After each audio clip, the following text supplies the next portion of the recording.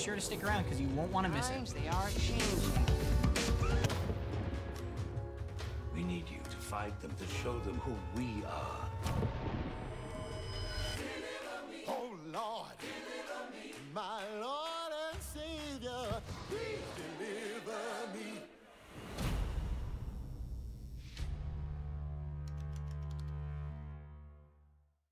Computer.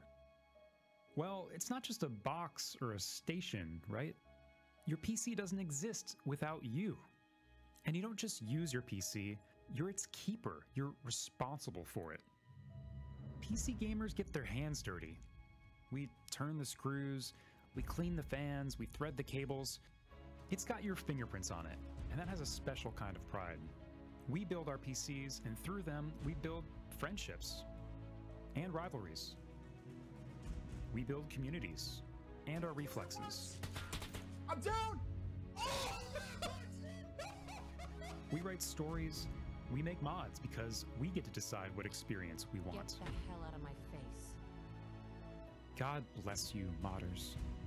PCs are scaffolding for our imaginations. That's what PC gaming means to us, to build, and to give back to your hobby as much as it gives to you. This is the PC Gaming Show 2017.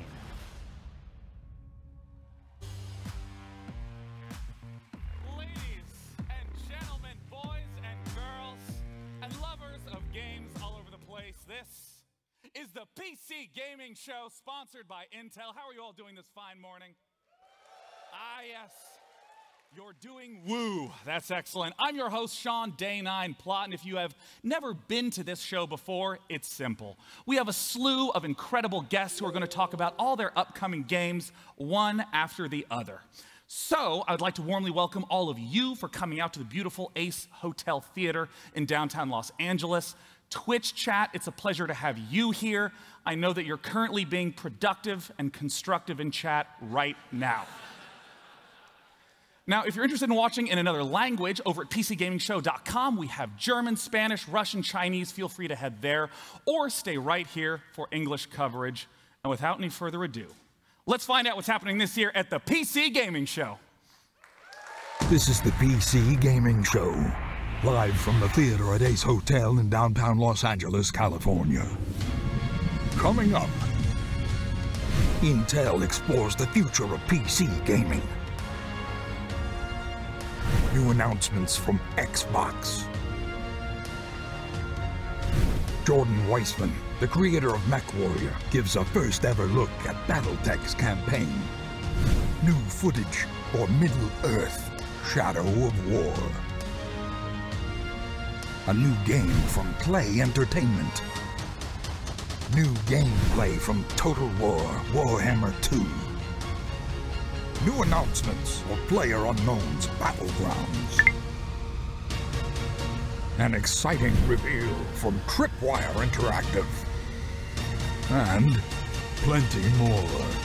Now, once again, Sean Plott. Thank you so much, evil omnipotent voice in the sky. Let's talk about our very first game. It is an expansion to the legendary and infamous turn-based strategy game, XCOM 2. Let's take a look.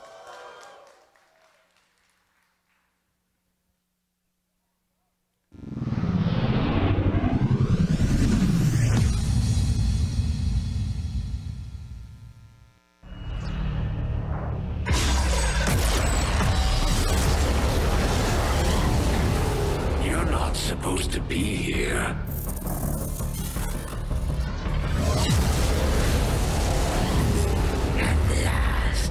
True battle.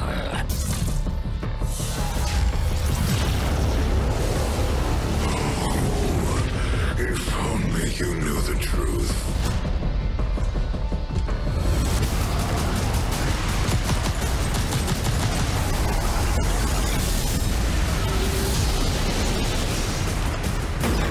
There were 3 resistance groups that we consider a legitimate threat to Advent.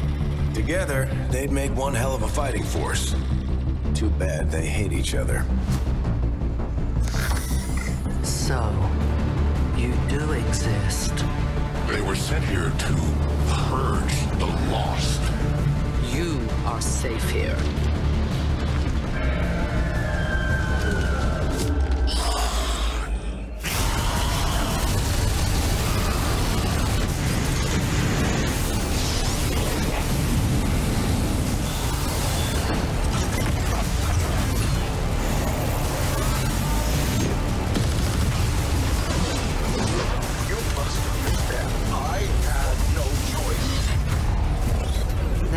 Good.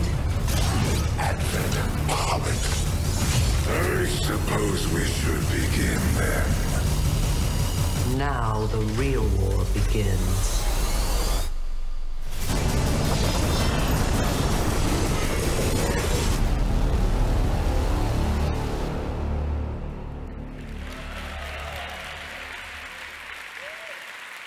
Here with me to talk about XCOM 2 War of the Chosen is the creative director of XCOM 2 over at Firaxis, Jake Solomon. Pleasure to have you here today. This is very exciting. We finally get to talk about this, so yes, I'm very pumped. Thank you for having us. Well then tell us, what is War of the Chosen all about? Well, so the goal with this game really was to make something massive. So we added a ton of new enemies, lots of new soldier classes, new environments, story, strategy systems, just tons of new toys for players to engage with. And I understand that it's an expansion that's even larger than any of the ones you've done previously. Yeah, easily twice the size of the previous XCOM expansion. It is massive. Well, let's go ahead and start talking about some of the content that's in there. Who are the Chosen? The Chosen, right? You saw them, they starred in the trailer.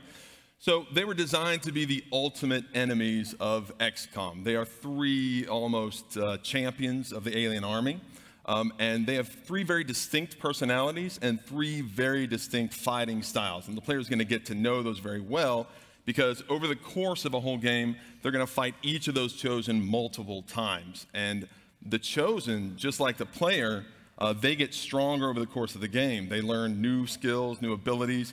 They even gain new procedural strengths that the player is going to have to contend with. So in a sense, it's not like a normal enemy where you might see a Chosen in one battle and a Chosen in the next. It will be the same Chosen again and again and again, getting new strengths. That's right, that's right. And so they always have something new up their sleeve because they're always learning sort of new tricks. Well, you mentioned the personalities of the different Chosen. Yeah. Walk me through who the Chosen are and what these strengths and weaknesses might be. Yeah, so for example, there's the assassin, and her personality is tied up in duty and honor. She feels very honor-bound to serve her masters, her creators, and she does it, of course, by hunting down XCOM and killing soldiers, you know. A natural expression of identity. We're bringing back some familiar elements from earlier games, yes. Yeah.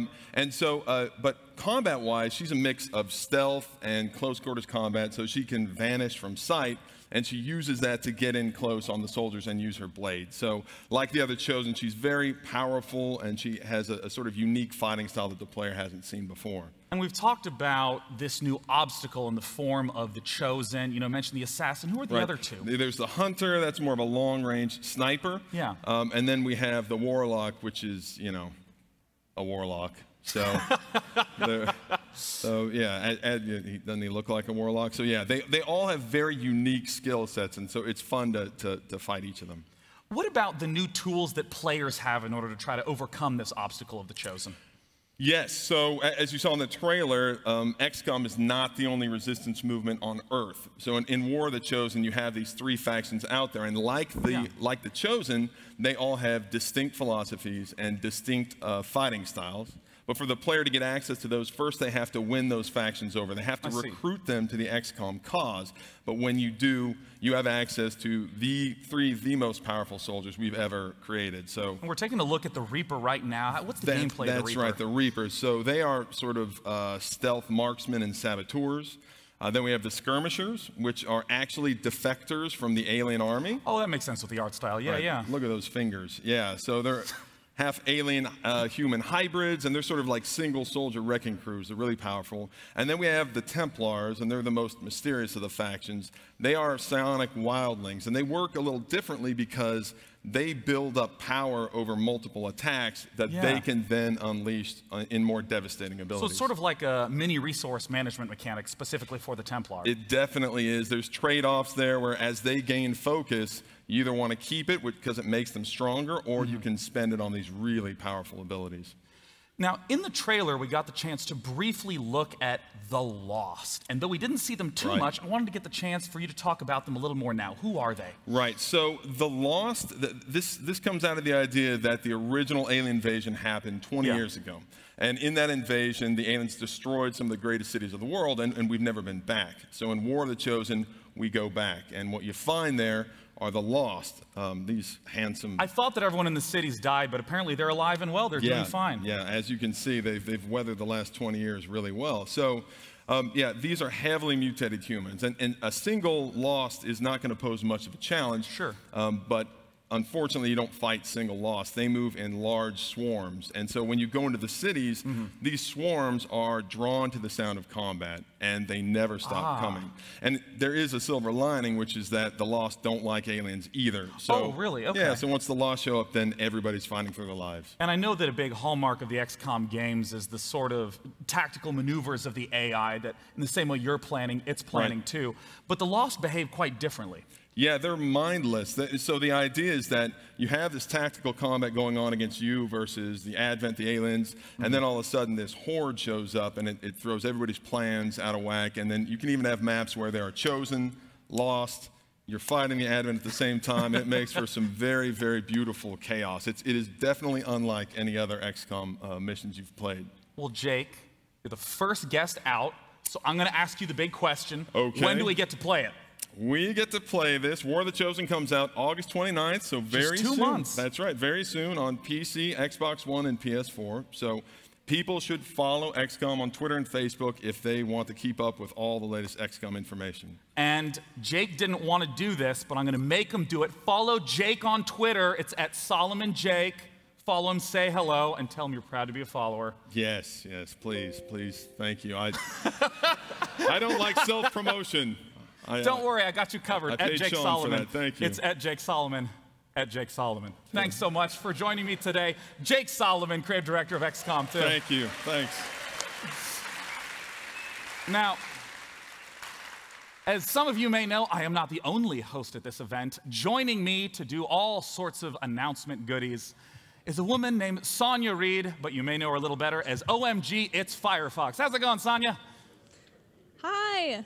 Thank you, Sean, and hello, you beautiful gamers. And whether you are checking us out online or you're hanging out with us here today, I am super excited to be here and show you guys some awesome games.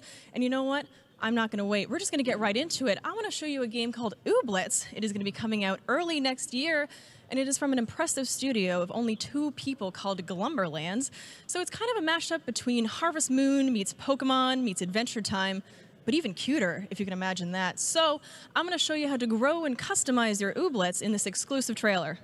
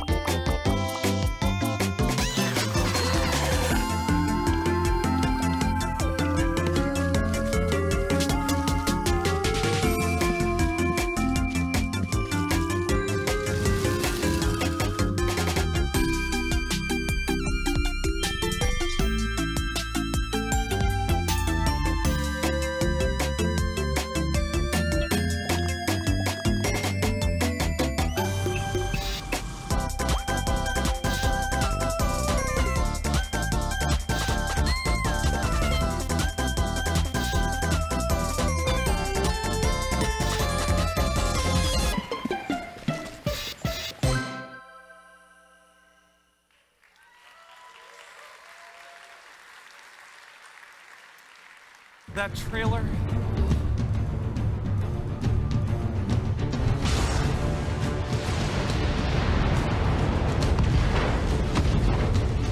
I'm on him.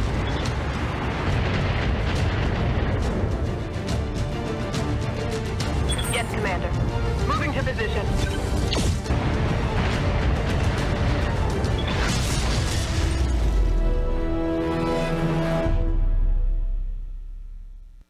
Ooblets trailer makes me oh so happy, and the previous one you just got the chance to see is the old school tabletop game BattleTech distilled into its purest form on PC.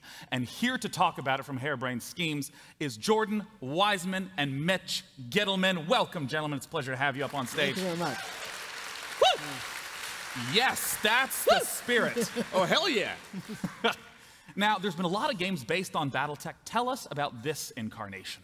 By all means, BattleTech is a modern, turn-based tactical game set within the MechWarrior universe. There's going to be 3 modes of play: a single-player skirmish, a multiplayer skirmish, and then our open-ended mercenary campaign.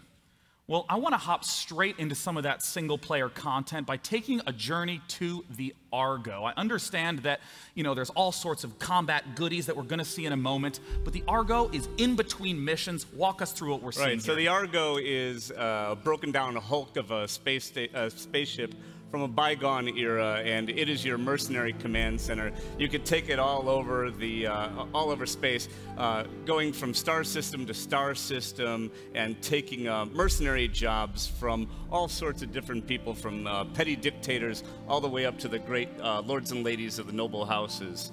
And from there, you can also command your entire mercenary crew. There's Samiri, she's your navigator, and you command her and all of your mech warriors as you take your jobs and upgrade your ship. I'm curious a little bit about the storyline in the single player. Sure. So you're going to see in a few moments Lady Kamea Arano. She's a deposed ruler. Her throne was taken by her uncle, and you are going to jump in and help her regain her throne. Of course. It's been plunged, the whole space has been plunged into a bloody civil war.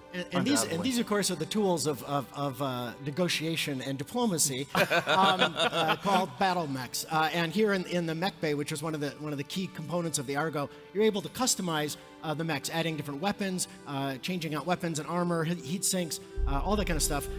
Yang here is your master of ceremonies. He's one of the key crew members, because fixing these mechs after you come back from combat, you're a merc. You're supposed to make money. Taking damage, you know, sets you behind, and so that's a really delicate balancing act. I can imagine that trying to get all the parts that you need for your ship can be a little difficult. Absolutely. That's why things like, especially in this time in era where parts are scarce, battlefield salvage is an important part of the game, and that also gets into, you know, like when you take out an enemy, try to leave the parts you want. Yeah, you want to hit him just hard enough to take him down. There's Lady Kamea Arano there, and she's going to be the person you work for during the campaign. But of course, when the campaign ends, the single-player story ends, you can still play the open-ended campaign, traveling around doing whatever you want. And there are the battle mechs. Yes, now we're going to get a chance to look at the combat itself. You're coming down from the Argo, you're descending into battle. Walk me through what we're seeing. By all means. So BattleTech full 3D environment, and like a modern tactical game, the environment counts, right? Line of sight, sensors, cover. Even though you're, you know, friggin' 30-foot tall, covered in armor, hiding in a forest still helps. It soaks off damage. And so all of those are kind of core components of any modern game, and especially facing, which is really important in this game. Facing really matters in BattleTech. You know, battle mechs aren't giant bags of hit points. Instead, they have 11 different armor locations. There's internal structure. They have the internal components, these critical slots filled with all sorts of important pieces. So what you're trying to do is strip off the armor from one location and then keep your facing to try and penetrate it, get to the juicy bits. Yeah, I mean, I see this diagram at the top. It's reminiscent of the original tabletop game, which I actually played as a kid. And I mean, like... As a kid, huh? Thanks, pal. I mean, I understand the, you know, it's the same sort of idea where damaging the arm disables that weapon, but the mech can keep going. And you keep going on, you blow that arm off, and they lose those weapons. And the back is really juicy and tasty, too. You get around the back of a battle mech and penetrate. I said that out. We're live, right? We'll allow it. We'll allow it. There you go. What you just saw there is melee. One of the things we're really excited about. I mean, mechs were not only weapon systems; they're giant, you know, armored suits. And so going up and being able to slug and kick and just, you know, even put a foot through a cockpit or death from above, jump up and slam down on mechs. All that stuff is supported in this game. And you really want to manage your heat too. You're walking. You know, these mechs. The pilots are sitting on a giant nuclear reactor, basically, and so you really want to watch your heat. How much? Like this guy here is overheating. Your different weapons do, because if you shut down in combat, you are quite vulnerable. It's been really fascinating to watch a lot of the streams because I know you guys just went into beta. Where can the people here go to sign up to play? Why, Sean, they can go to battletechgame.com. That's battletechgame.com. Come find us on battletechgame.com. And if you're interested in a used mech, this is the guy to talk to. That's right. Now, I'd like to state again, battletechgame.com. Thank you guys so much for coming out. Jordan, Mitch, it's been a pleasure. Thank you. Cheers. Now, our very next game you may recognize from PC Games past. To talk about it, we got Sonia in the mezzanine. Thank you, Sean. Our next game is to come to us from our friends at Tales World Entertainment, and they have been working on an awesome open-ended action medieval RPG game, so I don't want to waste any more time. Let's just get right into it. We're going to check out the trailer for Mountain Blade 2 Bannerlord.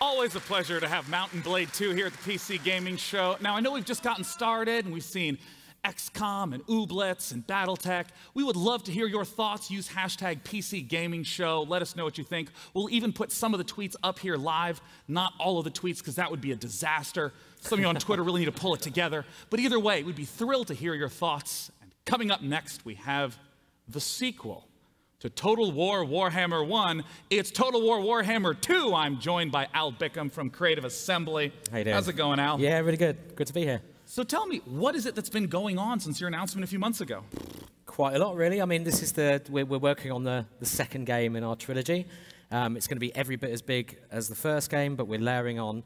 We're sort of doubling down on all the stuff that made the first game so fun, which is real diversification between the factions and a whole range of new kind of gameplay extras in the campaign game as well. So 4 new factions set across 4 new continents. There's 4 new factions, is there? Yep, 4 new factions, yep. I thought there were 2 big ones we were talking about. No, well, we're focusing on the High Elves and the Lizard Men at the moment. Yeah. But there's the Dark Elves as well, and another 4th race, which we have yet to announce. Oh, you tease. I know, terrible, isn't it? Well, Al, talk to us a little bit about the High Elves and the Lizard Men. Right, so they're both essentially working towards the same goal in the campaign game, which is to heal the Great Vortex, which is a sort of unique feature of the campaign map, which ties the whole narrative of the game together. Right. But even those in the Warhammer world with the same aims will inevitably come to blows at some point. So that's what we'll be showing today. And we're going to be looking at what is called a quest battle between the High Elves and the Lizard Men. Walk us through a little bit of what we're about to see. Okay, so this is we're about to show some footage from a quest battle for Krokgar, who's one of the legendary lords for the Lizard Men, and this is one of his quest battles, and it's the battle for the Fallen Gates. So you'll see the massed Lizard Man forces trying to oust the High Elves as they try and they're sort of meddling in an ancient power site of the Lizard Men. Well, I'm very excited to take a look. It's going to be some in-game footage from the Battle of the Fallen Gates.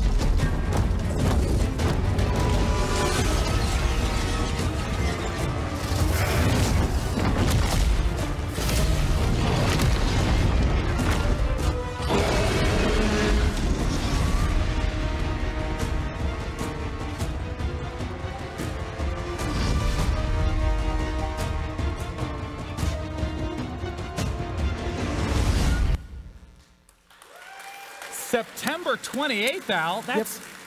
That is the first time I think we've got the chance to see that official release date. Yep, we're announcing that today. We're officially out on the 28th of September. So we're available for pre-orders now. We've got an early adopter bonus, which is a really significant sort of bunch of new content for Warhammer 1. It's a new Awesome. race pack, in fact. So yeah, we're out this year. Well, I want to take a step back, and I want to have you talk a little bit about what it was that we just saw in the Battle of the Fallen Gates. Right, so as I mentioned, this is a quest battle, and this is the Lizardmen versus the High Elves. Right. And this is what we've got playable here at E3 this week.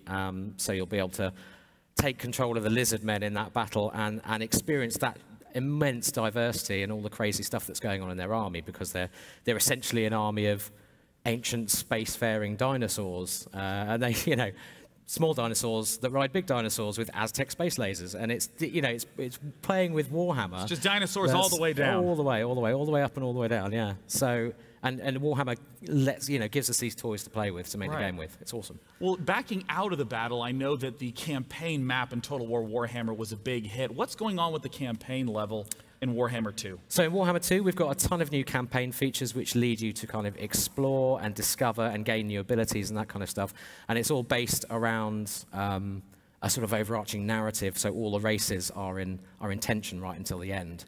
But we're also, shortly after launch, we're also releasing a free update for the game, which will bring the combined campaign map into play, which is the landmass from Warhammer 1 and Warhammer 2 together in a gigantic campaign map where you can play any of the races that you own from both games, yeah. Well, I understand you have presence here at E3, not just in this show, but also on the floor. What are players going to get the chance to play there? Yep, so they can play the Battle of the Fallen Gates. We've got two difficulty modes, so a kind of starter difficulty mode and a veterans difficulty mode. And they'll also get to see, we're also rolling, when you play it, you'll see the actual campaign map as well. We've put a video together that details loads of the new features in the campaign map, so you can actually see that in action as well. So if you get a chance, go play. It's really good fun. Well, Al, I want to thank you for coming out and talking to us today about Total War Warhammer 2. Once again, feel free to check it out on the E3 floor, or if you're at home, there'll be tons of footage and updates about the Battle of the Fallen Gates. Now, our next game is in the card game genre, a genre where no matter how hard I try, I wind up playing bad decks and having fun. Here to talk about the upcoming expansion for Shadowverse is Kriparian. Hey guys, how's it going? Kriparian here. Today I want to talk to you guys about Shadowverse. Shadowverse is one of the best card games out there because it basically just does everything right. Every time I log into Shadowverse, I have an amazing experience. I can play whatever deck type, whatever deck, whatever cards, anything I want to do. And of course, every time there's new cards added to the game, this whole thing gets forwarded and really the game gets so much richer. And with that, ladies and gentlemen, I give you the worldwide debut of the Wonderland Dreams trailer.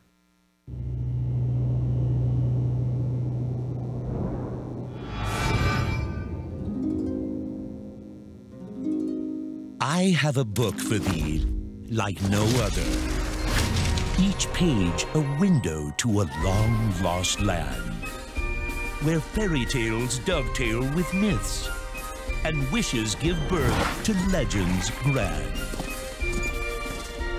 Knights and dragons, or wistful love. Within this book, all ambitions bloom. But be warned, my fickle friend. A dark abyss awaits us all. For blood-pricked roses wishes be. But fear not to bite life's fruit, for in this land, courage is key. With bated breath, the door sweeps open, glory-bound or purged in flame. The hand you choose defines your fate. So I ask you, is this really just a game?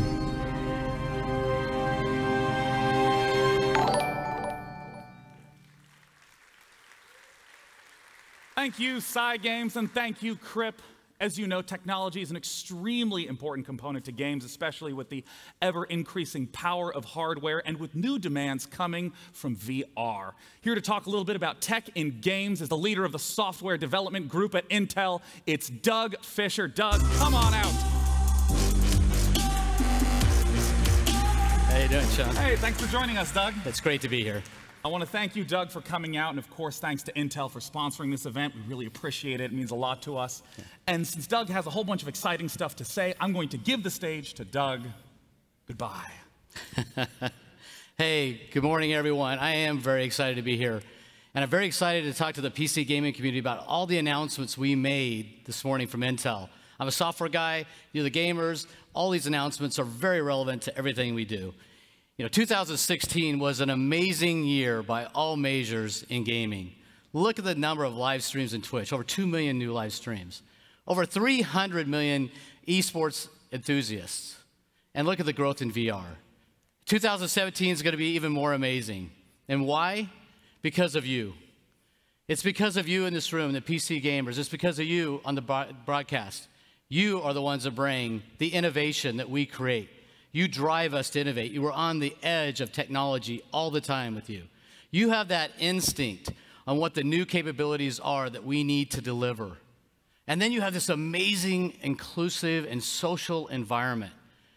Young, old, male, female, tech, non-tech, millions of people getting together, inspiring each other to immerse themselves in this environment. Now, it starts at Intel with amazing hardware technology. We've talked about the launch we had 2 weeks ago of our X series platforms. Now, you gaming enthusiasts will love the Core i7X overclocking capability. It's an amazing system. And you megatasters who want to game, create, stream will love the beast of them all, the Core i9 Extreme Edition, an amazing system for this environment. Now, as a software person, I love this environment. I love this hardware. Because why? It gives software people less time waiting, more time creating that amazing content.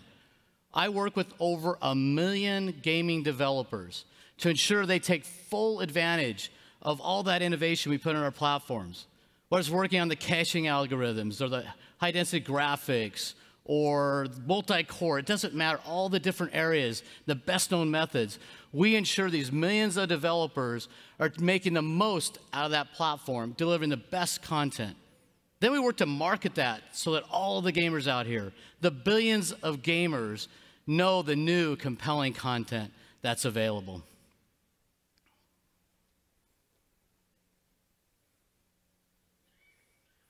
And this is just an example of some of the titles we work with. I'm sure you recognize a lot of these titles. These are just a few examples, whether it's Halo Wars 2 or Overwatch, or in the VR space, where it's Arizona Sunshine or The Unspoken.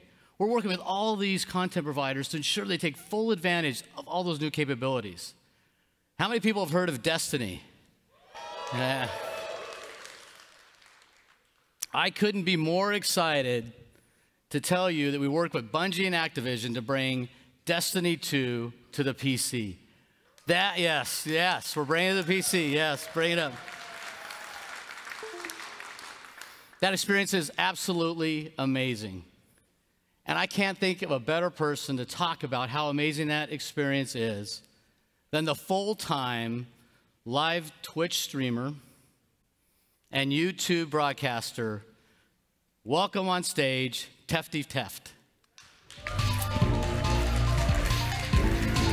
Hey, Tefty. Hey, Doug. How you doing? Good. Great to see you. Thank you. I'm honored to be here. So you really do live, eat, breathe, sleep, dream Destiny. I do.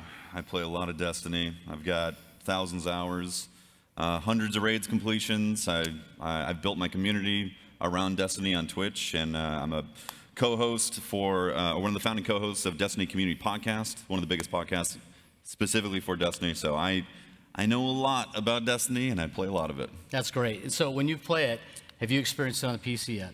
I have, yeah. I got to play it at the event. I got to say, the PC experience is amazing. As somebody who's played a lot of hours in Destiny, everybody knows how is it going to transfer, how's the experience going to go from console to PC, are they going to actually be able to deliver? And I can say 100% sure that the PC experience is incredible. When I got to play it, I was blown away. I popped Dawn Blade, used a mouse and keyboard, and rain and fire from above. It was amazing. You guys, if you're a fan of Destiny, you're going to love Destiny 2.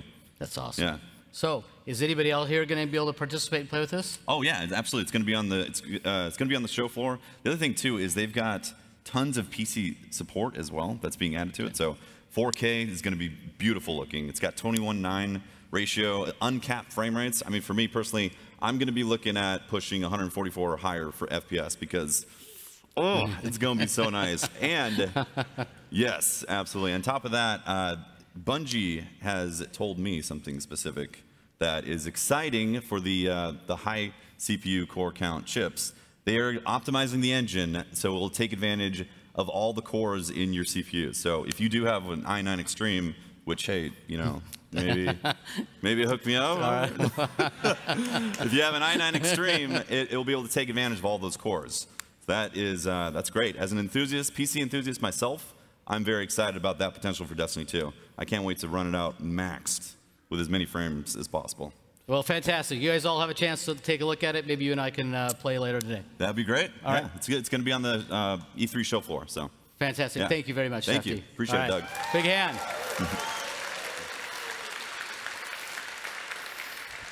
I love that. That experience. Nothing says it like that, right? All right. So it's not just about the top 8 list titles, but also it's about the broad set of developers we participate with. The independent developers. You can see examples of properties that they've developed. We want to make sure everybody's developing and creating content on the PC to create more and more opportunity to participate in that. We're inspiring these developers through a contest called Level Up. Take a look at the sponsors between Intel. You got Green Man Gaming, Epic, and Razer sponsoring this event. We have real luminaries judging, like Tim Schafer. Yes, Tim Schafer is going to be judging this contest. The winner will be announced at PAX West in Seattle in September. I encourage you to participate. It's a great event. It's a great opportunity for independent developers to get involved and participate. And why do we care? As a software guy, why do we care? Because we want more and more content out there. We want more opportunities for games for others to participate. We want to discover the next big thing on the PC. We don't know where it's going to come from. So we want lots of people participating on our platform so that the next big thing is built on top of the PC. And you, everybody here, all you gamers, you can participate as well. I'm certain as you're participating in a game, you've thought of something new, unique that you'd like to bring to reality.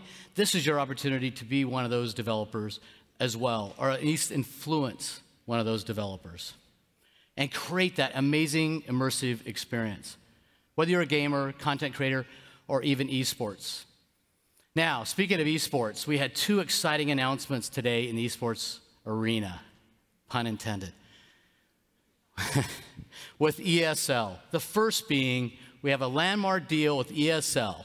Intel is now the global technology provider for esports for ESL. That's great news for everybody in the gaming community because the latest technology will be used for the events, for the studios, the back-end operations, and the streaming capabilities during the event. You'll have the latest technology at those events.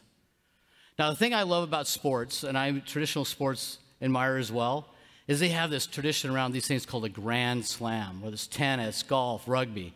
They have a Grand Slam. And there's no reason we can't have that in esports. And that's why we're excited with Oculus, ESL, and Intel are sponsoring the Grand Slam event, Intel Grand Slam. And all these leagues getting together, and the first team to win 4 of the 10 events will be the Grand Slam winner.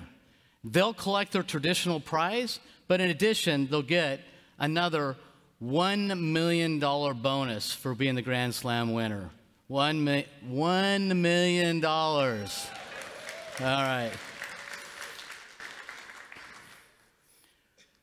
I was so excited about the announcement today around Echo Arena.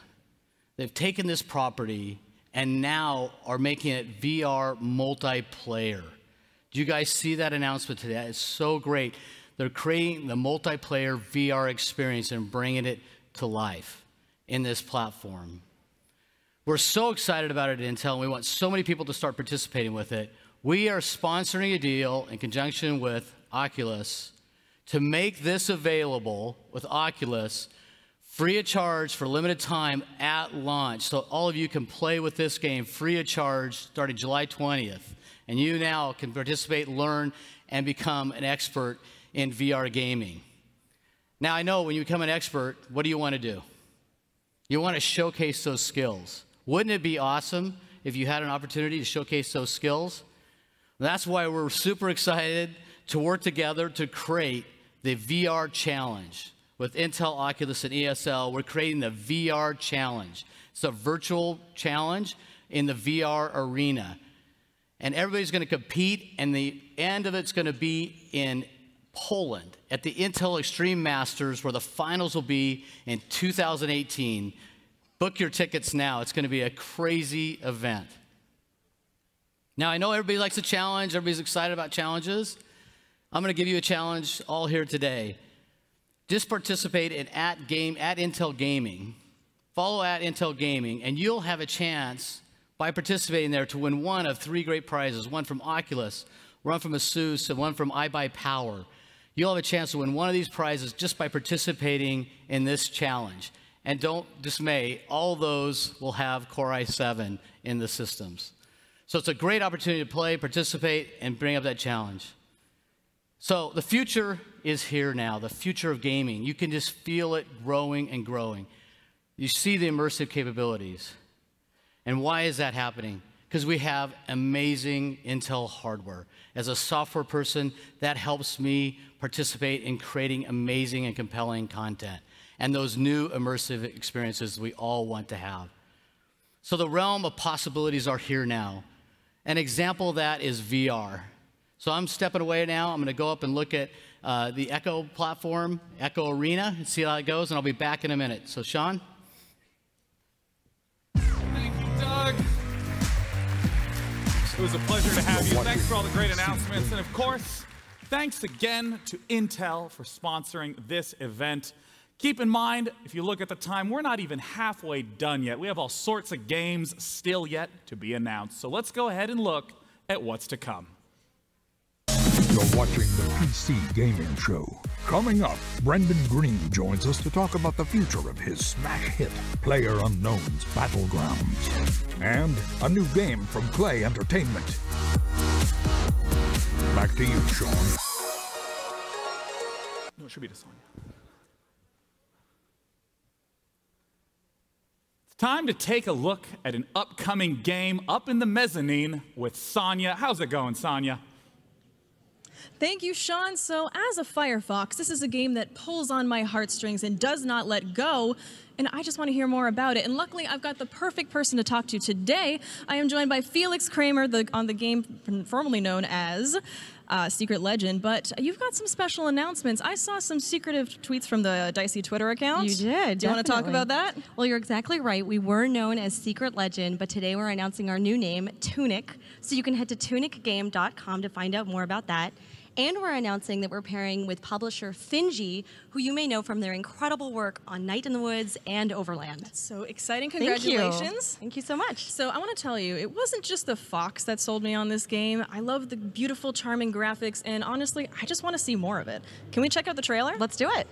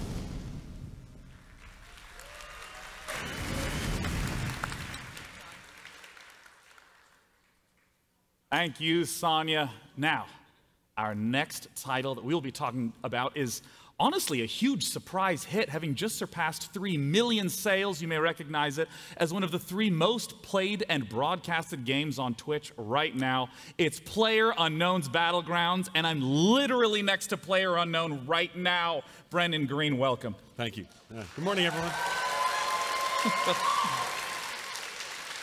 Yeah. Thank you.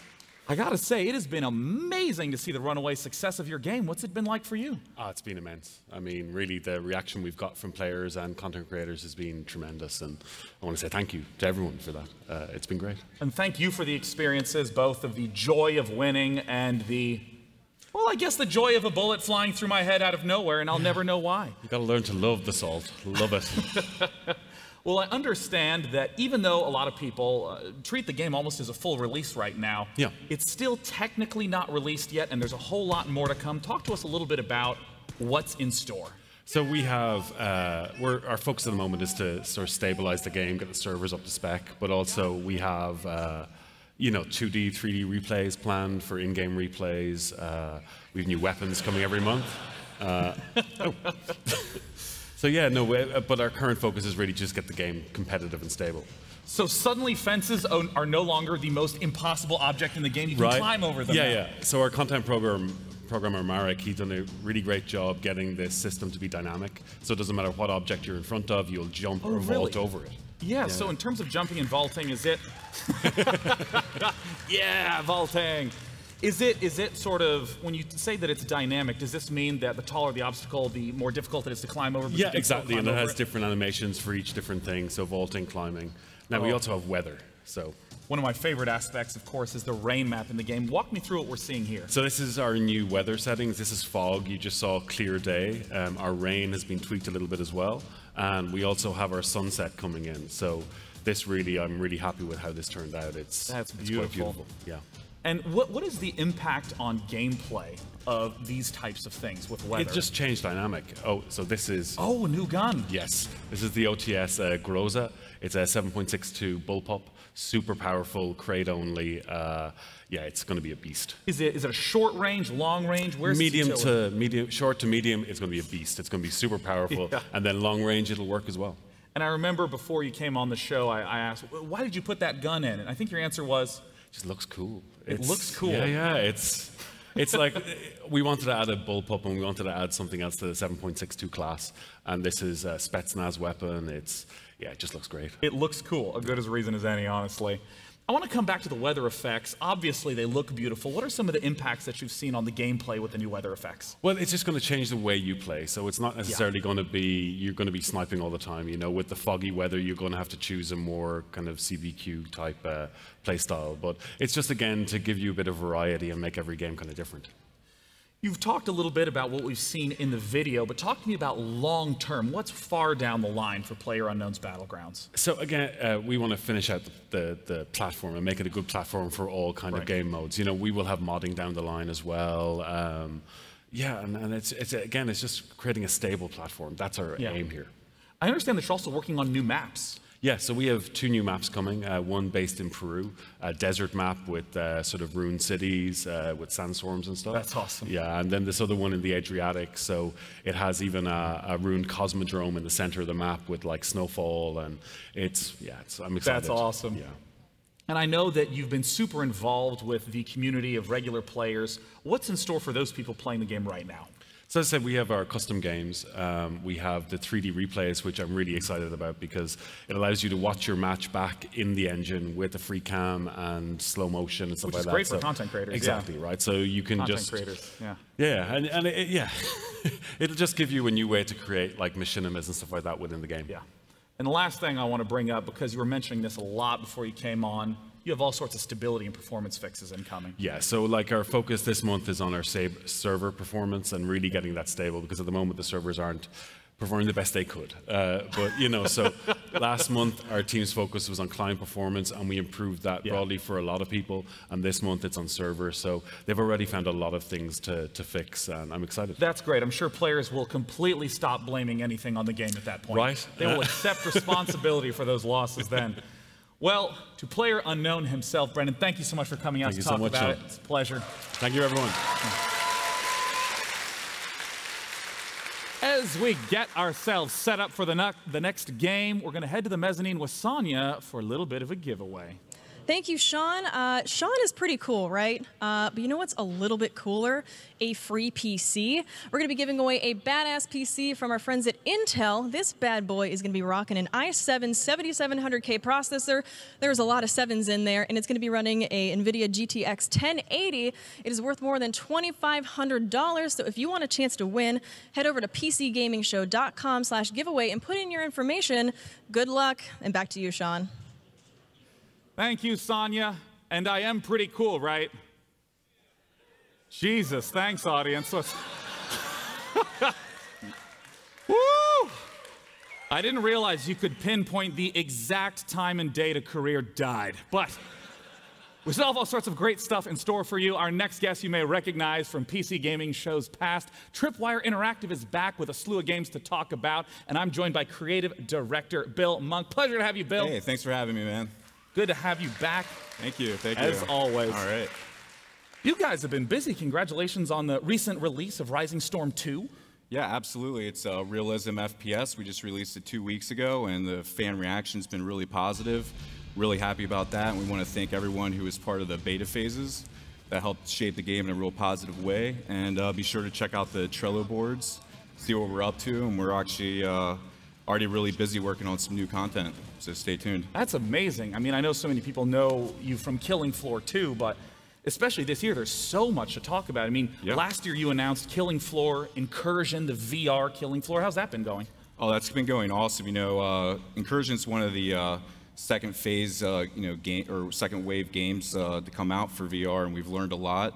And we're really, really excited. We think we have one of the best products that's going to come out later this year. It's scary as hell. You can play it I don't know if I could handle single it. player and co-op, and we're really excited to release it. So stay tuned on that. That's awesome. Now, the big thing I know you wanted to talk about today was a little bit of content coming down the line for your big game, Killing Floor 2. Tell us a little bit about that. Yeah, absolutely. So, you know, when we released Killing Floor 1, one of the things that really put us on the map was our time seasonal events. Right. And when we released Killing Floor 2, people were always clamoring and asking, you know, well, when are you guys going to do that for Killing Floor 2? Reasonable enough. Well, we're super happy to announce the Summer Sideshow coming out this year. Well, I'm eager to show everyone this footage. This trailer makes me laugh every time. Let's go ahead and take a look at Killing Floor 2's Summer Sideshow. Ladies and gentlemen, welcome to the Tragic Kingdom Amusement Park. Come on down and play Find Mini Pukey, Feed the Pound, Dunk the Float, and Pop the... What? Was that a real head? Trade for festive clown makeup, colorful hats, and dozens of other items. Carnival rewards are only available for a limited time. See the adorable pinhead and marvel at the mighty strong pound. Oh, what is wrong with him? Hear the bearded beauty, the siren from Fiji. I think I'm gonna be sick. Backed by popular demand. Come see Pukey the Clown and the Monkey Man. Why does the monkey have a chainsaw? Find romance in the Tunnel of Love. Swing on the Queen of Chains. Look at the... Ow! Scream on Pound Mountain. Oh, but that's not safe. See the death-defying firestorms of Dr. Infernum's Pyrotechnic Emporium! What? Is he actually on fire? Why is that person on fire? Earn new achievements and try out the new HC-12 shotgun and tactical lever-action rifle! Why do you need a shotgun at a carnival? I don't care, it's unlockable! Why does the carnival cleanup crew need hazmat suits? No, I'm done! This is a horror show! I'm getting out of here! If you can hear this, run! Warning. News and outbreaks and variants and behavior detected. Be alert for new challenges, modes, and threats in the weekly outbreaks. I mean, I know it's a horror theme, but there's some great humor in this. Oh, yeah. I mean, seasonal events are definitely the most fun to work on. I mean, it's just, we can just go crazy and go goofy. You know, we got clowns. You got the monkey that bangs the cymbal with a chainsaw instead. Midgets on stilts, bearded ladies. You know, we got it all.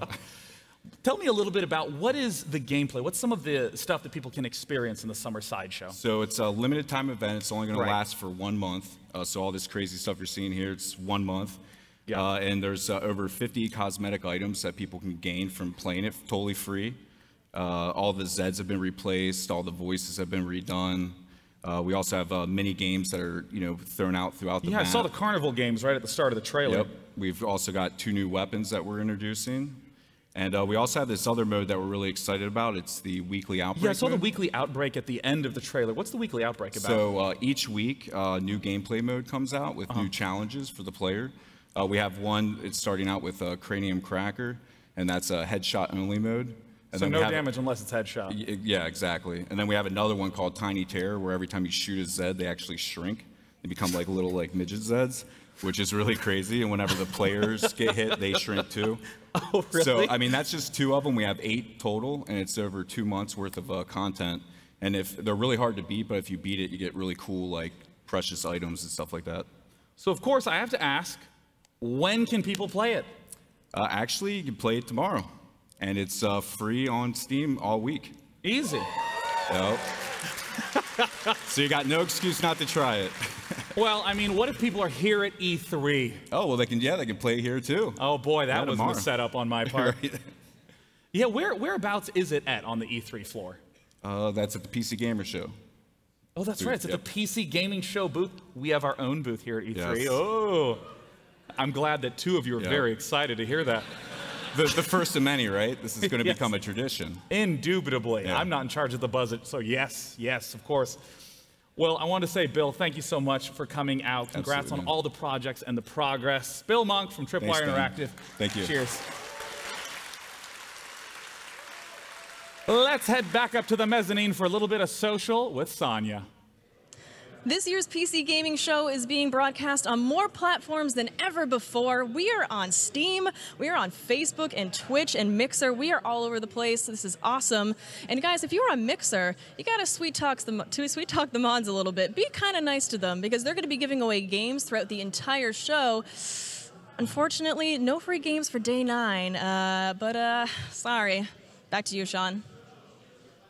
I'll happily buy them. Yay, video games!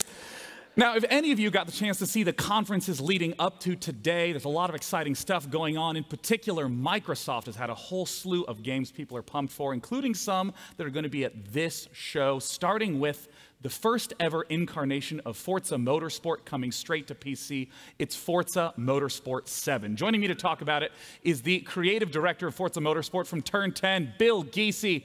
Come here, Bill. How's it going? Yeah, Bill, congratulations. Thank you. The announcement yesterday must have been really exciting for you guys. Huge announcements.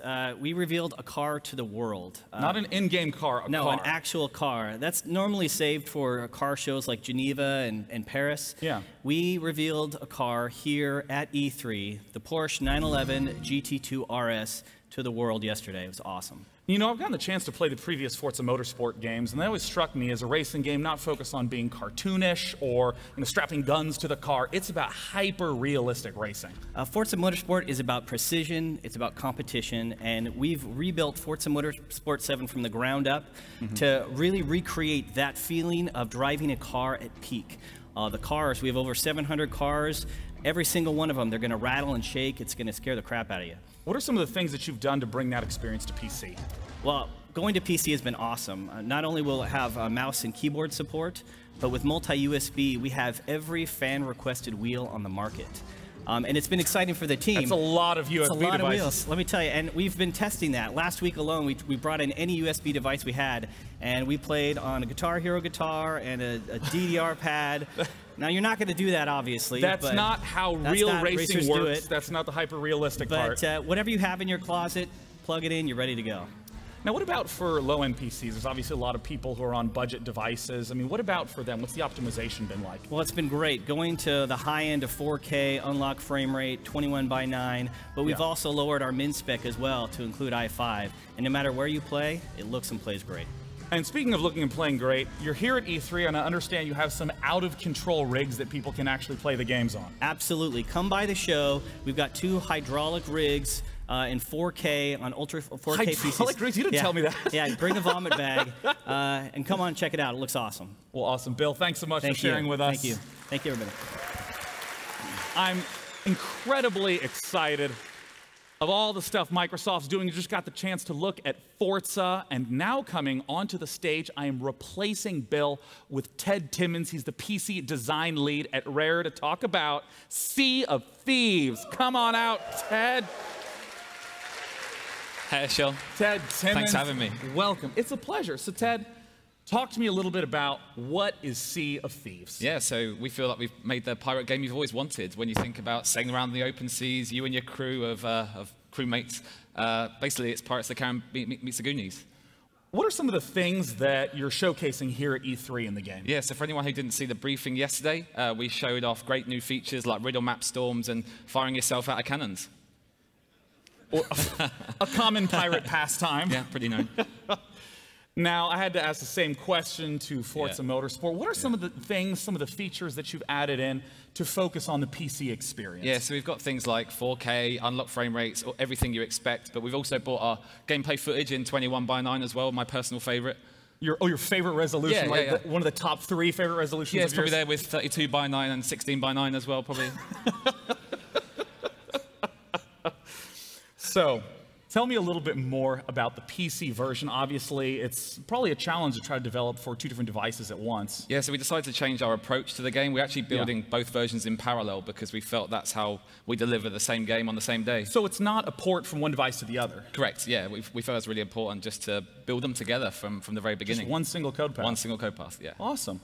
Well, I know a whole lot of people here are curious to get their chance to play it. Is there an official release date or an opportunity for them to play it? Yeah, so we're coming to both platforms in early 2018, but right now we have a technical alpha. You're welcome to come sign up. We have thousands of PC players playing already. So yeah, come join us, seaofthieves.com. Once again, Ted Timmons. Awesome, thank you very from much. Rare, thank you. Cheers, guys. Seaofthieves.com. Now, this next title is one I'm personally very, very excited about, given the fact that when I took one look at the trailer, the striking visual style just grabbed me. It's an evolution of cyberpunk, a game called The Last Night. Here to talk about it is the creative director at Odd Tales. Join me in welcoming Tim Soret. Hello, Pleasure, Sean. Tim. Hello. Welcome. Pleasure for me. Thanks for coming out. Let's ask the obvious question. What is The Last Night? The Last Night is what we call a cinematic platformer, which means it's not a game like Mario where you have to jump from platform to platform, but it's more story-driven. It's more reminiscent of old classics like Another World, Flashback, or Oddworld even. Oddworld, I was going to say, it reminded me quite a bit about it. And I saw that you guys had the big announcement reveal at Microsoft yesterday. I mean, that trailer was such a hit. It blew up. What was that like for you guys? Yeah, we are obviously super happy with the trailer reception. It's been absolutely incredible. Now, of course, I have some concerns I want to address. I am embarrassed by some tweets I made in the past. I want to apologize for those. They do not in any way represent who I am today or what The Last Night will be about. Well, let's talk about what the game is about. I know that the setting of The Last Night is super important to the character of the game. Tell me, where are we right now? I want you to imagine a world where machines are surpassing us in every possible way, Right. So not only physically, but also intellectually, emotionally, even creatively. So in a sense, like any job that you could possibly imagine, an AI does better. Absolutely. Including being a host for a PC gaming show. Including that. Well, I imagine, thank you, this one person who is also excited about the booth. Now, in terms of this world, this must give a kind of sense of existential crisis to all the inhabitants. Yeah, like the way I can... Like, what is it like to be a person in this world? So, in a world where you're not valuable anymore in production, the only thing you can really do is to consume endlessly, right? So what we're trying to see with this game is how do you define yourself, when you don't have anything to create or to strive for. Yeah, and I can see, obviously there's the futuristic lighting and the visuals, but there's also that sort of drab, dreary tone.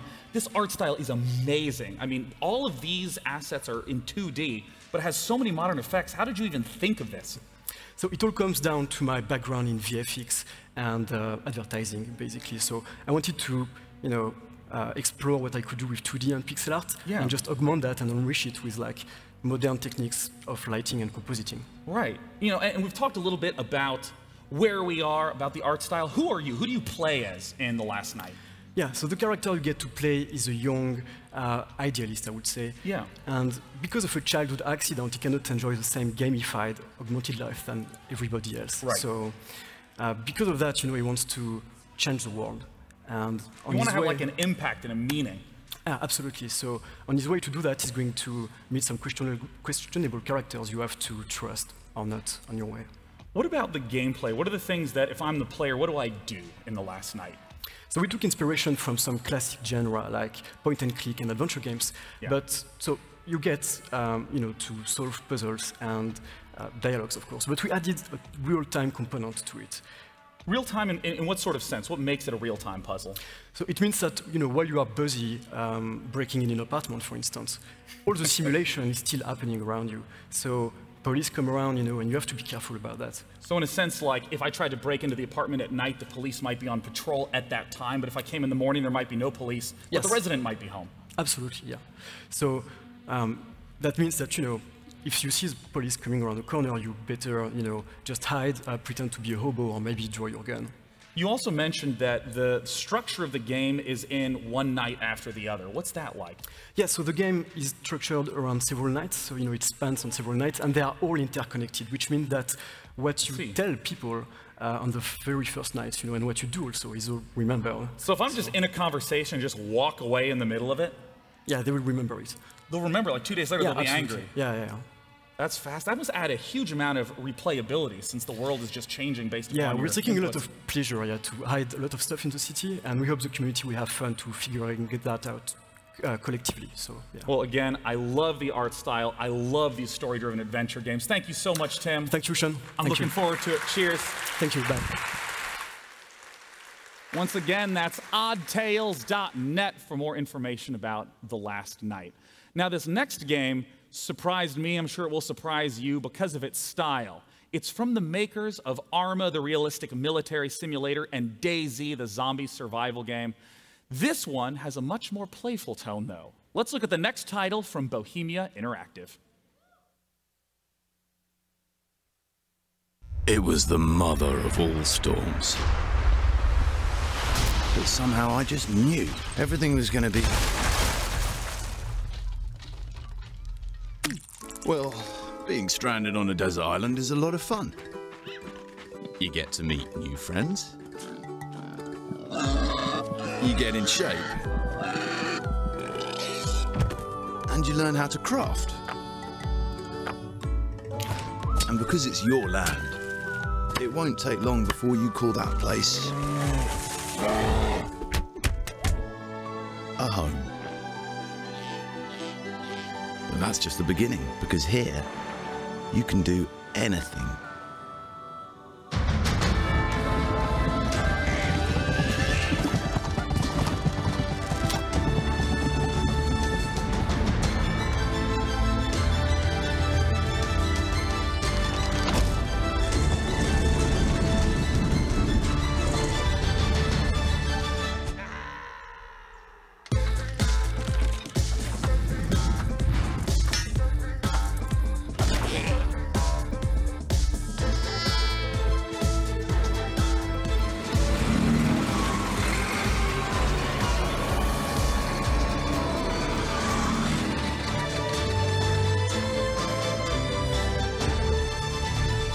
Islands. Explore your creativity.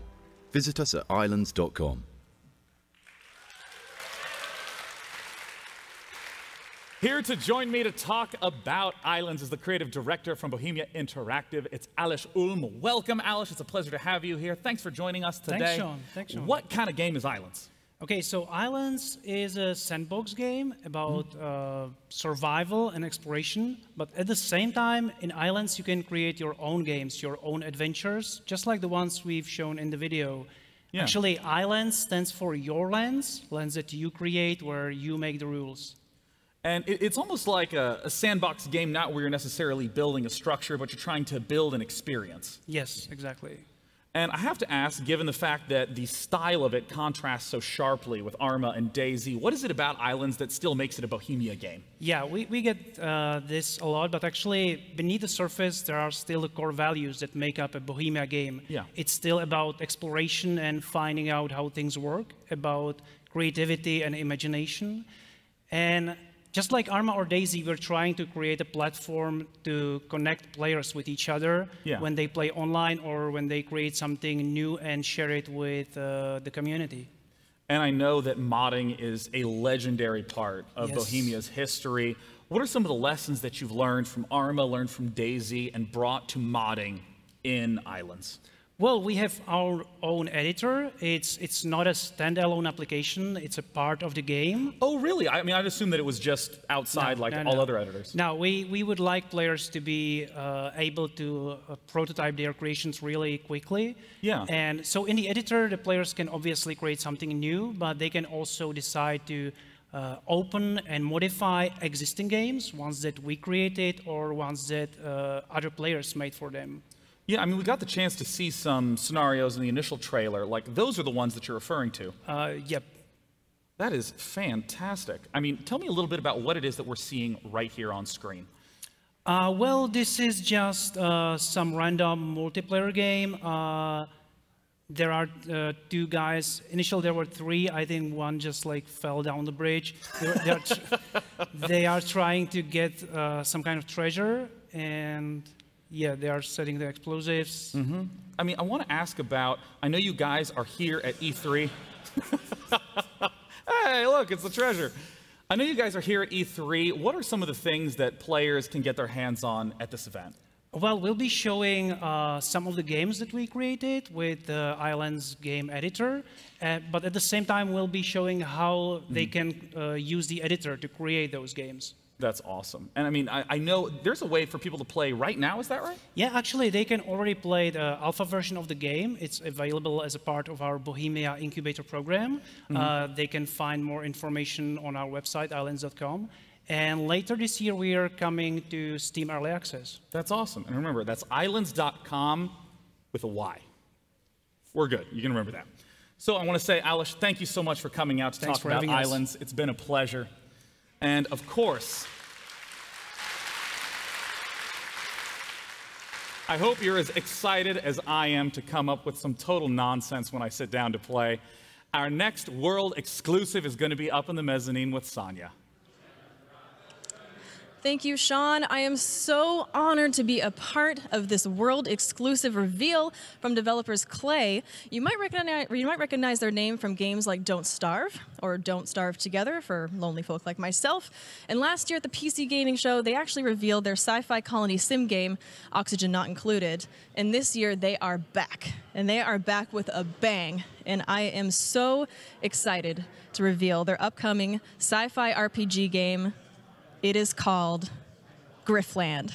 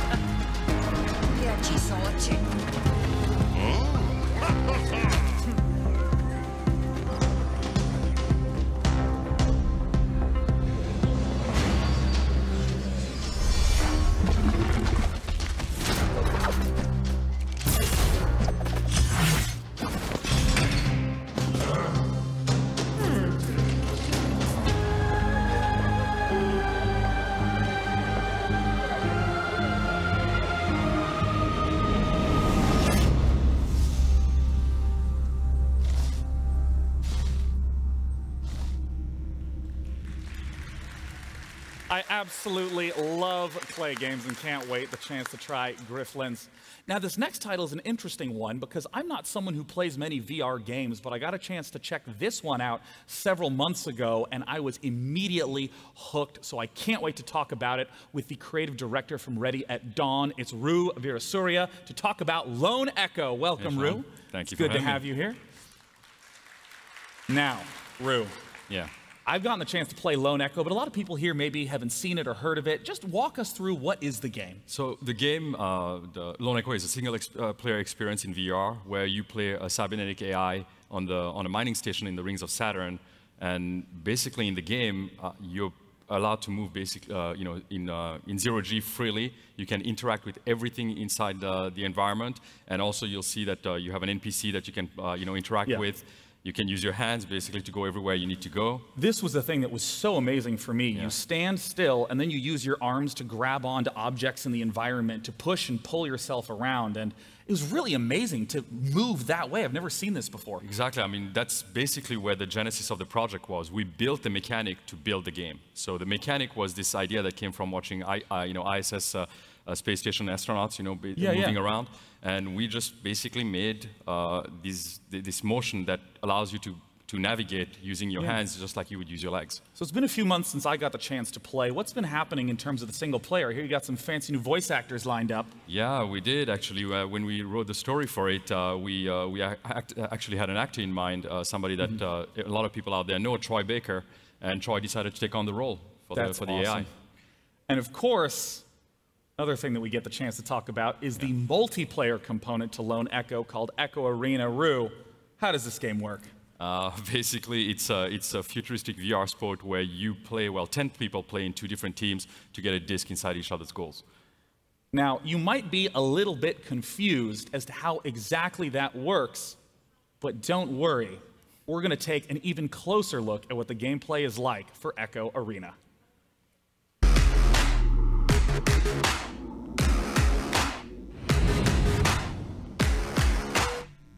In zero gravity,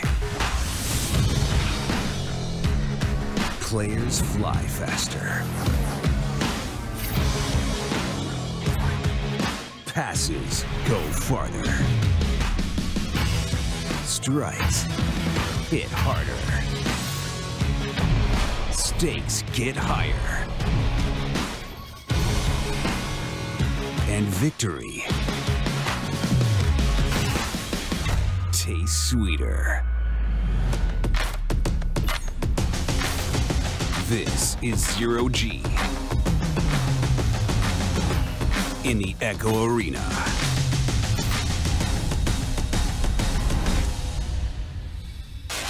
Anomaly detected. What the hell? Jack, did you see? Jack, cut the panel. That's it.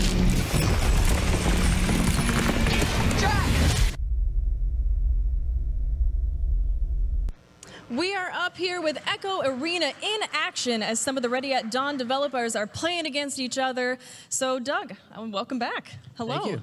It's awesome to have you. But listen, before we get into VR, I really wanted you to tell me a little bit more about the Grand Slam event. Yeah, I'm very excited about that. I'm a big sports fan. So tennis, golf, rugby, they have their Grand Slam. Now we have it at esports. So with Intel, ESI, and DreamHack, we now have our Grand Slam, which is really exciting. That's awesome. That's exciting. So I'd like to know a little bit more about Intel's involvement with this game. You know, we've been involved working closely with the best VR developers for a long time, and I'm excited to work with Ready at Dawn as they're delivering the next second-generation VR game. They've been an ideal partner to enhance that experience to scale to the most performant CPUs like the i7 and i9. That's amazing. So I was really excited to hear about your announcement earlier. Yeah, Ready at Dawn, Intel, and Oculus, we announced that Intel is sponsoring a free release of Echo Arena to all Oculus Rift users when it launches on July 20th for a limited time. And this is because we want as many users as possible on this system. We want to ensure that everyone, including these guys behind us, the gamers behind us as you see, that they try and experience the future of VR and esports. So speaking of esports, I would really love to hear more about Intel's involvement with esports. Intel has a long history as a leader in esports. We worked with companies like ESL for the Intel Extreme Masters. And we're excited about Echo Arena and the growth of VR esports. And that's why we're expanding our partnership with ESL and Oculus to launch the VR Challenge League. It kicks off in July, and it features Echo Arena and the Unspoken. And it gives esports enthusiasts the opportunity to compete in VR at key upcoming events with the finals happening in Poland in 2018 at the Intel Extreme Masters. Okay, well, that sounds kind of awesome. Well, thank you, Doug. I cannot wait to play this game. It's going to be coming out July 20th, and you can pre-order it right now, and Rift owners can actually try the open beta on June 23rd. So back to you, Sean. Thank you, Sonia. And once again, I got the chance to play Lone Echo, and I want to stress, you just have to play it. The single-player experience is especially mind-blowing. So once again, that's Lone Echo. Our next guest announced a game 2 years ago under the title Project Blue Streak, and we now know it as Lawbreakers. Here to talk about not just gameplay, but cold, hard dates is the CEO of Boss Key Productions himself, Cliff Blazinski. Welcome to the stage, Thanks for having me, man. Thanks.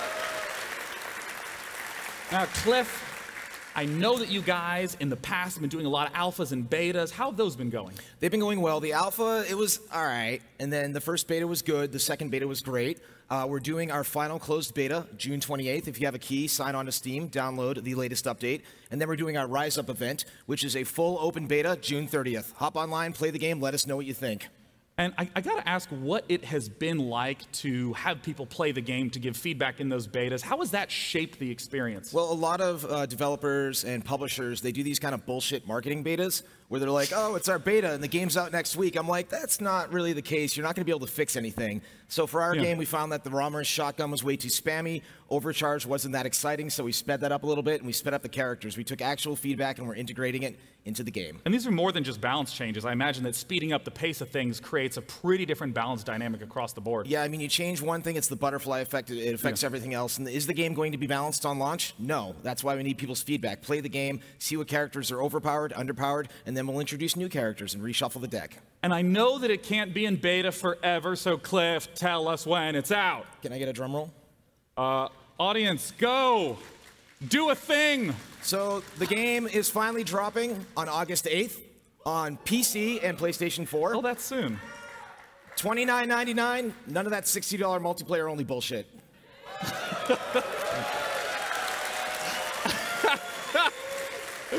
And if you didn't see it online, Cliff took a bow. Yes, $29.99. Curtsy. Well, if you haven't gotten the chance to see the game and follow it throughout the recent PC gaming shows, let's take a look at some people who got the opportunity to play Lawbreakers, and we'll have them speak for themselves. Oh, the speed of this game is intense. 1,000 decisions a minute. This is hardcore PvP. Your instincts take over. It's primal. It's exhilarating. Full frontal fury. A million miles an hour. Literally from every angle. I was shaking after the matches ended. It was like a high. One of the fastest games that I've ever played. Are you ready for another one? I'm like, I just need a minute, man. I'm shaking. I'm shaking over here.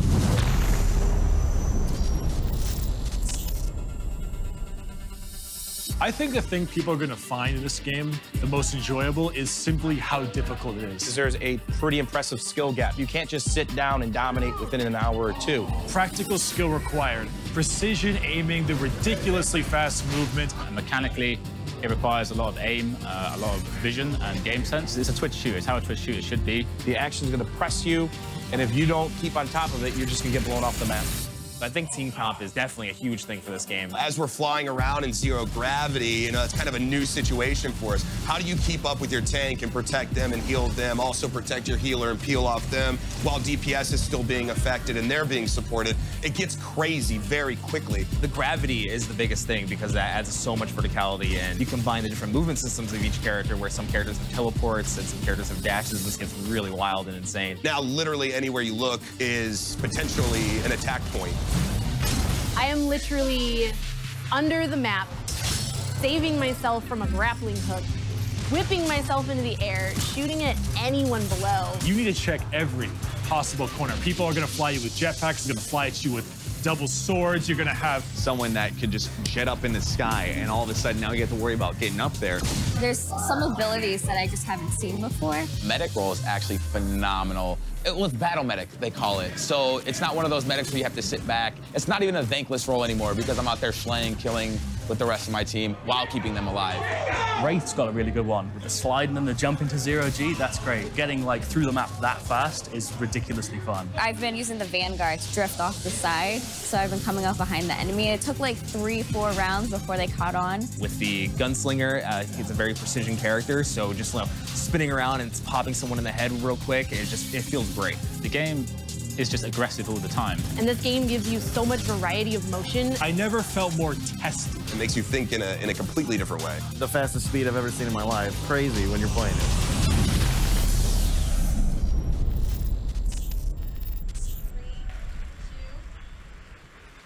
Just as a reminder, that ballin' Intel PC is still up for grabs. Don't miss out if you forgot. This bad boy is running an i7 7700K processors, a lot of sevens in there, and an NVIDIA GTX 1080. It's worth more than $2,500. You do not want to miss out. Head over to PCGamingShow.com/giveaway and put in your information. I think it could run Crysis at max settings. What do you think, Sean? I think it can, Sonia. And I also think that it can run our next title. I am a master of transition. Our next game is from Chucklefish, the wonderful folks who helped bring you Stardew Valley and Starbound. Let's take a look at their upcoming game, Wargroove.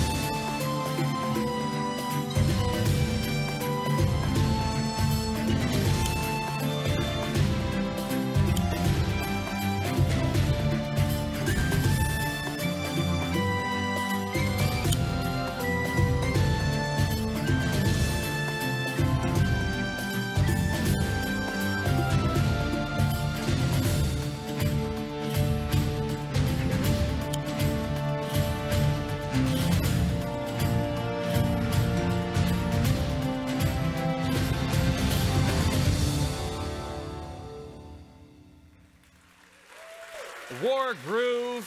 Today, we're not just going to get a chance to talk about the game, but we will be seeing the editor in action, a live demo on stage. I'm joined by Jay Bayless and Doris Karaskotza from Chucklefish. Welcome. It's so great to have you. Thanks. Well, I want to say right away, the gameplay reminded me quite a bit of Fire Emblem and Advance Wars. Yeah, Fire Emblem and Advance Wars are definitely kind of inspirations of ours. You know, Wargroove is a turn-based tactical strategy game.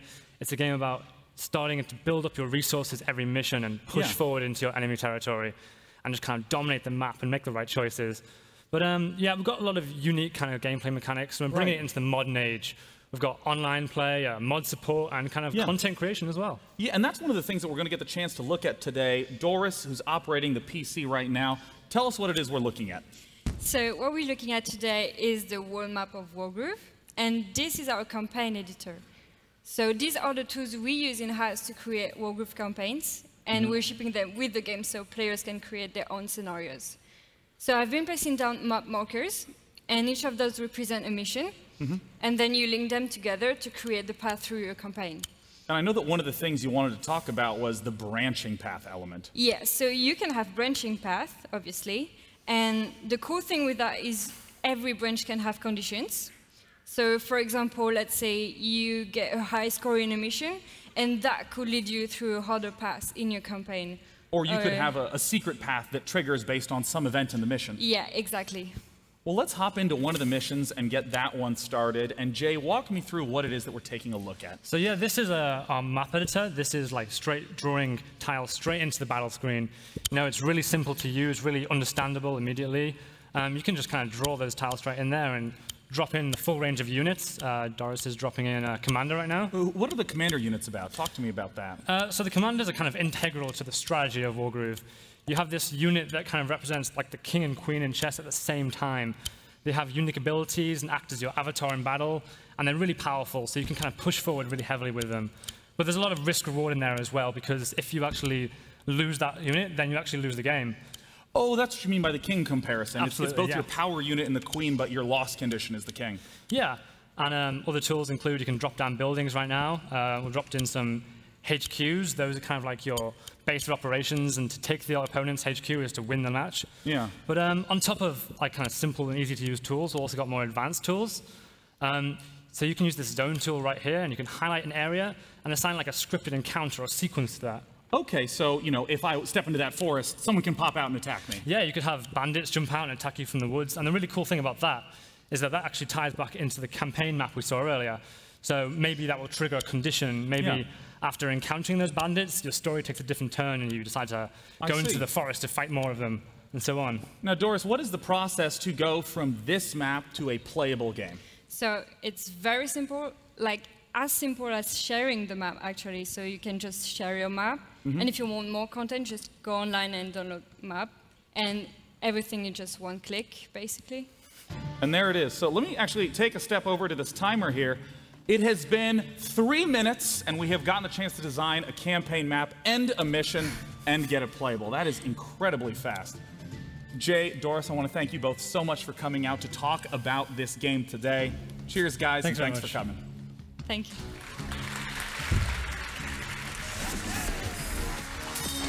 For full coverage of every video, announcement, and moment from the PC Gaming Show, visit PCGaming.com.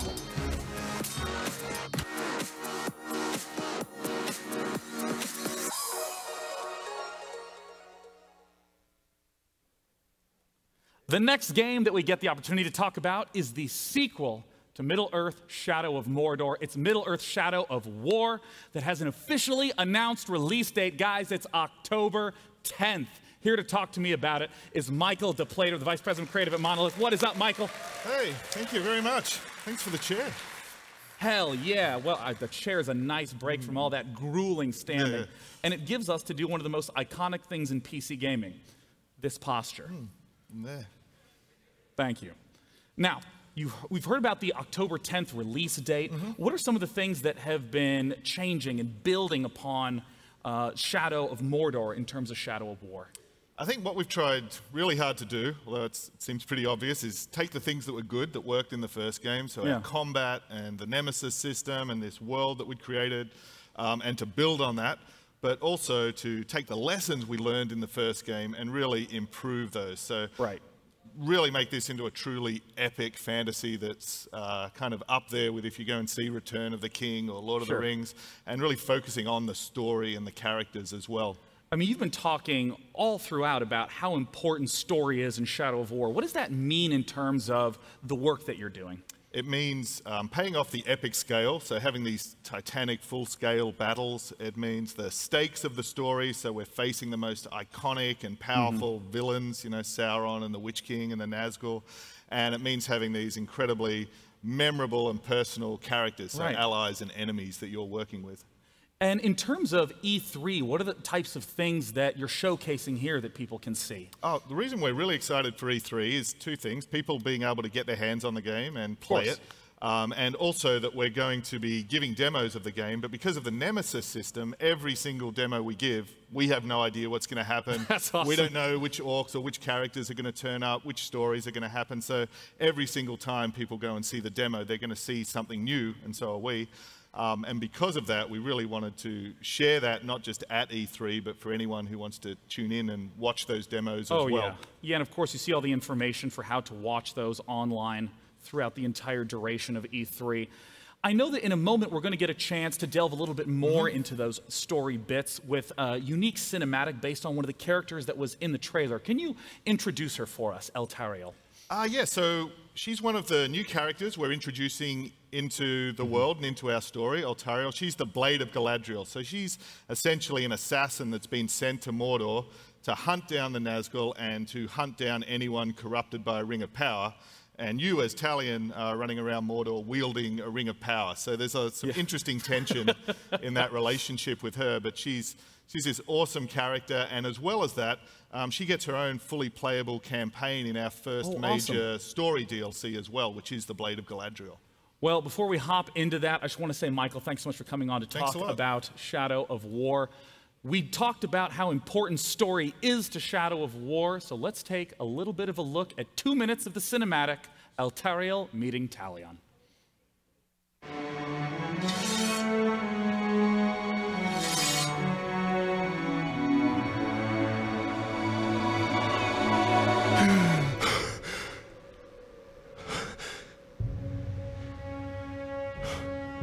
So it is true.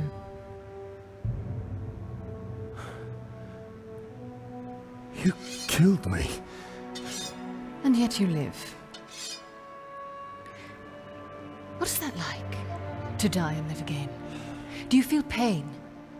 Do you suffer? What of the city? Of the Palantir? The Nazgul have taken both. They belong to the Dark Lord now. Then I have failed. What if you keep fighting? He wields the light of Galadriel. You can recover the ring. Your rings are the cause of all this, Elf Lord. You can see him. I see him. Who are you? I'm the Blade of Galadriel. Since when does Galadriel work with assassins? Great threats make for unlikely alliances. You know this better than most. Now tell me more about this ring. We crafted it to defeat Sauron. But it was lost. The Nazgul will be drawn to the power of the ring. We cannot let it fall into Sauron's hands. The light of Galadriel, give it to us! Stay your hand! My light will protect us, but it will not leave my side.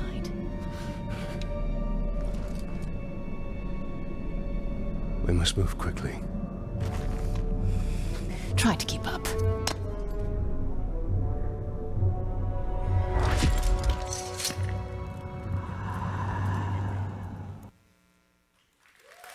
Shadow of War. As a huge fan of Shadow of Mordor, I'm really excited to see where the story goes in the sequel. And I'm pleased to say we have one final game to announce. It's from Microsoft, and I'm not even allowed to say the name yet.